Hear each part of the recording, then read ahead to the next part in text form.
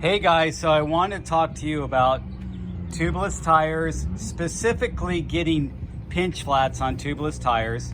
So as you see, I have my Terravel A-line, light and supple, displayed here. And this is where I got a pinch flat. And I circled it with the Sharpie just to kind of point it out. And this is what is the killer. Having a tiny hole right here in the bead is impossible to repair. I've tried it. If you guys have any tips on how to fix that, please let me know, but I'm gonna probably just throw this tire out. And I've only used it 3 times. So it was an expensive 3 times for this tire, but I love to run tubeless. I always have cush core. Here's my cush core I took out of there. I have rim packed, I use rim packed. I use them both. There's a little bit of a difference feel. The cush core is a little more solid and a little more durable. I use that on my carbon rims. And then the rim packed is a little spongier and a little more flexier, and I use that on my aluminum wheels. So, but I do actually have some cush core on some of my aluminum wheels too.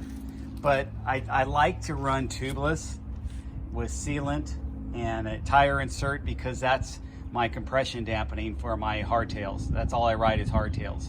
And so I like that little bit of extra cushion that I get from a supple tire and a tire insert running tubeless.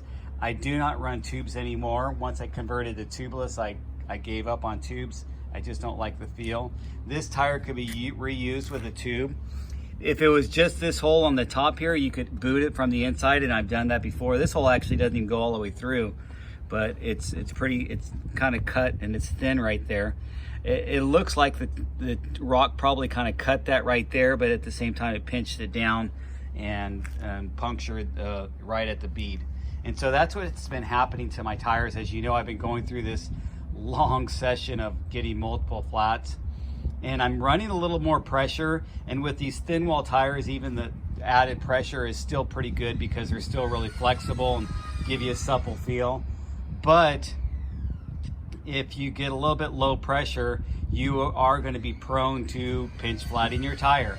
So just a warning for you guys, just a tip. And keep your tires aired up. I mean, I was running 20 PSI on all my bikes, but now I'm going up to 25. I don't do 30. I do think that's a little too much for me, for my weight. But I'm also thinking about maybe going 30 when the trail is a little more gnarly, just because these thin wall tires tend to get compressed on the rocks and this kind of stuff happens. So sorry about the noise. Sounds like my neighbor's doing some construction or something.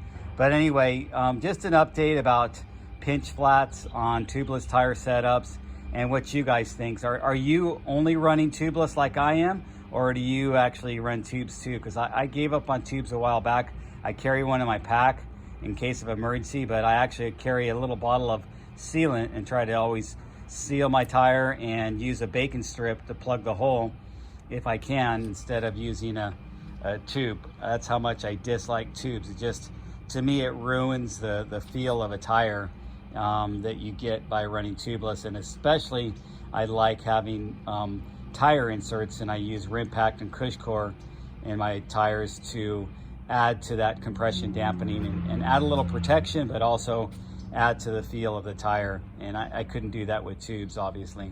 So anyway, thanks for watching, and let me know what you think. If you've been getting pinch flats on your tubeless, or you consider going thicker casing, because that's one of the things I've been thinking about, but then that kind of takes away from the supple feel. So I don't know, I'm kind of torn with this decision, but I hate throwing away good brand new tires that cost me like 70 bucks. I'll talk to you guys later.